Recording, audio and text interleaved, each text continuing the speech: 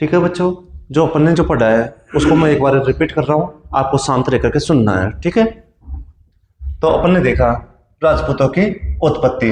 राजपूतों की उत्पत्ति के संबंध में विद्वान एक मत नहीं है, मतलब अनेकों मत प्रचलित है। उनमें से पहला मत कौन सा है? अग्निकुंड का सिद्धांत। अग्निकुंड का सिद्धांत किसने दिया है? चंद्रबरदाई ने। किसने दिया है? चंद्रबरदाई ने। कौन सी पुस्तक में? पृथ्वीराज रासो में।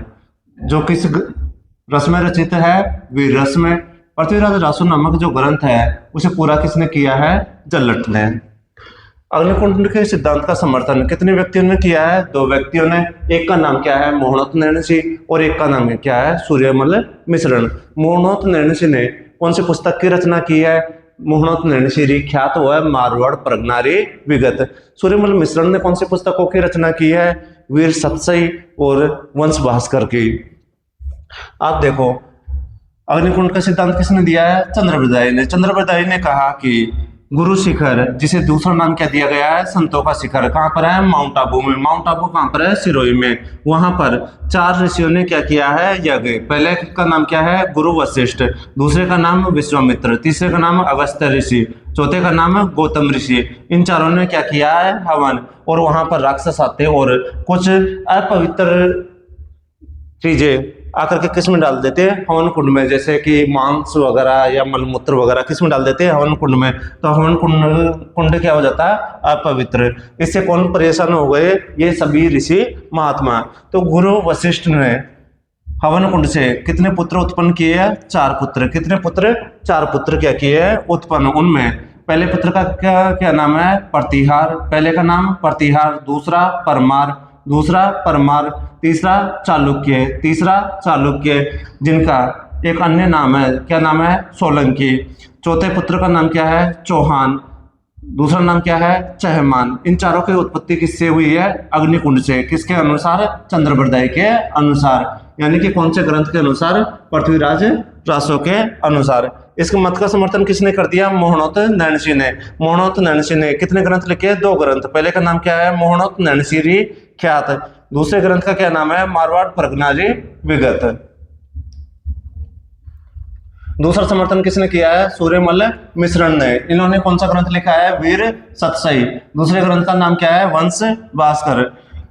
अग्निकुंड का सिद्धांत कंप्लीट हो गया। उसके पश्चात में दूसरा सिद्धांत कौन सा है? राजपूतों को क्या माना गया है? सूर्यवंशी। किसने बताया? जयनक ने। किसने बताया? जयनक ने। कौन सी पुस्तक में? पृथ्वीराज विजय में। कौन सी पुस्तक है? पृथ्वीराज विजय में। राजपूतों के सूर्यवंशी के सिद्धांत का समर्थन किसने किया है? नैनचंद्र सूरी ने। अपनी कौन सी पुस्तक में बताया है? हमीर महाकाव्य में, कि राजपूत क्या थे? सूर्यवंशी। ठीक है, इसी प्रकार से चंद्रशेखर ने अपनी पुस्तक हमीर हठ व सृजन चरित्र में बताया कि राजपूत क्या है? सूर्यवंशी। तो 4 व्यक्तियों को याद रखना है। एक का नाम क्या है? जयनक। दूसरे का नाम क्या है? नैनचंद्र सूरी। तीसरे का नाम क्या है? चंद्रशेखर। चौथे का भी नाम क्या है? चंद्रशेखर। तीसरा सिद्धांत कौन सा है? चंद्रवंशी है। राजपूतों को क्या माना गया है? चंद्रवंशी है। कितने शिलालेखों के अनुसार? 2 शिलालेखों के अनुसार। पहले शिलालेख का नाम क्या है? हांसी का शिलालेख, जो कहां पर है? हरियाणा में। पहले शिलालेख का नाम क्या है? हांसी शिलालेख, जो कहां पर है? हरियाणा में। और दूसरे का नाम क्या है? अचलेश्वर शिलालेख, जो कहां पर है? सिरोही में। इन दोनों में बताया गया है कि राजपूत क्या है? चंद्रवंशी है। चौथा सिद्धांत क्या है? राजपूतों को किसकी संतान माना गया है? इंद्रदेव की संतान। किसमें? रायमल के सेवाड़ी अभिलेख में। किसकी संतान माना गया है? इंद्रदेव की संतान। 5वां मत है विशुद्ध भारतीय। विशुद्ध भारतीय किसने माना है? सीवी वेद ने। राजपूतों को विशुद्ध भारतीय किसने माना है? सीवी वेद ने। भारतीय आर्यों की संतान या भारतीय क्षत्रियों की संतान राजपूतों को किसने माना है? गौरीशंकर हीराचंद ओझा। किसने? गौरीशंकर हीराचंद ओझा ने। 7वां मत है राजपूतों को ब्राह्मण वंशी माना गया है। कौन से वंशी माना गया है? ब्राह्मण वंशी, यानी कि ब्राह्मणों की संतान। जिसमें पहला व्यक्ति कौन है? गोपीनाथ शर्मा। पहला व्यक्ति गोपीनाथ शर्मा। दूसरा डी.आर. भंडारकर। दूसरा कौन है? डी.आर. भंडारकर। तीसरा व्यक्ति कौन है? दशरथ शर्मा। चौथा व्यक्ति जानकवि।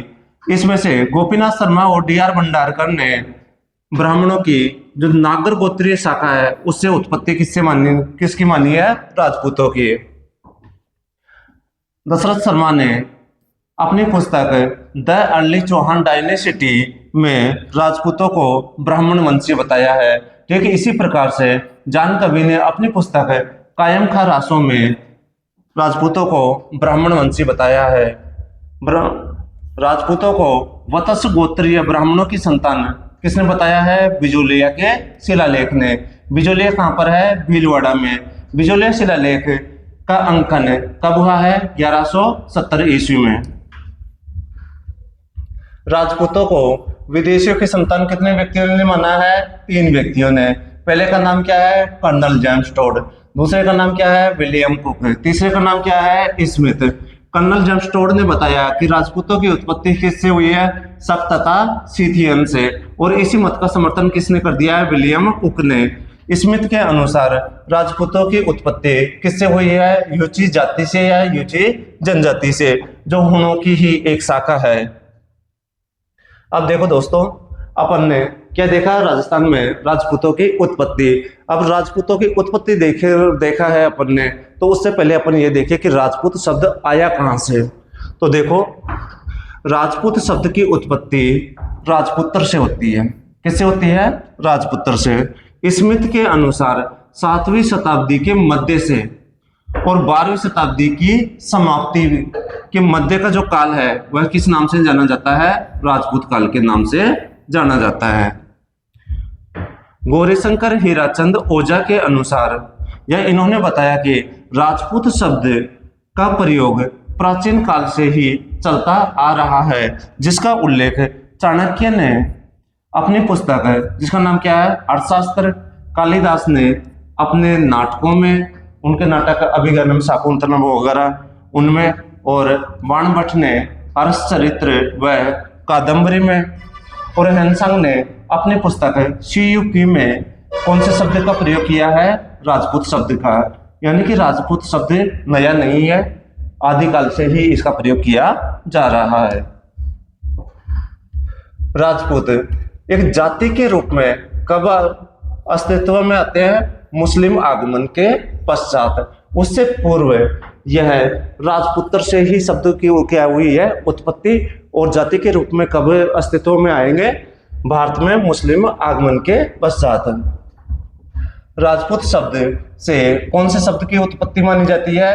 राजपूताना शब्द की क्या मानी जाती है? उत्पत्ति। राजपूत शब्द से कौन से शब्द की उत्पत्ति मानी जाती है? राजपूताना शब्द की। राजपूताना शब्द का सर्वप्रथम प्रयोग किसने किया है? जॉर्ज थॉमस ने। किसने किया है? जॉर्ज थॉमस ने। कब किया है? 1800 ईस्वी में। लेकिन किया कौन से रूप में है? मौखिक रूप में। कौन से रूप में किया है? मौखिक रूप में। 1805 ईस्वी में एक विद्वान जिनका नाम क्या था? विलियम फ्रैंकलिन, इन्होंने एक पुस्तक की रचना की जिसका नाम क्या है? Military memoirs of mister George Thomas. Military memoirs of mister George Thomas का प्रकाशन कब होता है? 1805 ईस्वी में। कौन करता है? William Franklin. ये बताते हैं कि सर्वप्रथम राजपूताना शब्द का प्रयोग किसने किया है? जॉर्ज थॉमस ने। कब किया है? 1800 ईस्वी में। लेकिन कौन से रूप में किया है? तो मौखिक रूप में। सर्वप्रथम लिखित रूप में राजपूताना शब्द का प्रयोग किसने किया है? विलियम फ्रैंकलिन ने। कब किया है? 1805 ईस्वी में। कौन सी पुस्तक में? Military memoirs of mister George Thomas में। ठीक है, इसी प्रकार से 1829 ईस्वी में कर्नल जेम्स टोड, जिन्हें इतिहास में घोड़े वाले बाबा के नाम से जाना गया, उन्होंने 1829 में एक पुस्तक की रचना की जिसका नाम क्या था? Annuls and antiquities of Rajasthan. इसमें राजस्थान के लिए राजस्थान तथा राजस्थान शब्द का क्या किया गया है? प्रयोग। 30 मार्च 1949 को राजस्थान शब्द को सर्वसम्मति से स्वीकार कर लिया गया। कब स्वीकार किया गया है? 30 मार्च 1949 को। अभी हाल ही में हुए रिटमेंस SST में यह क्वेश्चन आया था कि राजस्थान शब्द को सर्वसम्मति से कब स्वीकार किया गया? तो कब किया गया है? 30 मार्च 1949 को। तो ठीक है दोस्तों, ये था राजस्थान में राजपूतों की उत्पत्ति के बारे में। तो हमारा एक यूट्यूब चैनल भी है जिसका नाम क्या है, MCC खानपुर। उसके ऊपर आपको फ्री में क्या करवाया जा रहा है, सभी कोर्स करवाए जा रहे हैं। तो आप उस चैनल को सब्सक्राइब करें, लाइक करें और बेल आइकन का बटन दबाएं।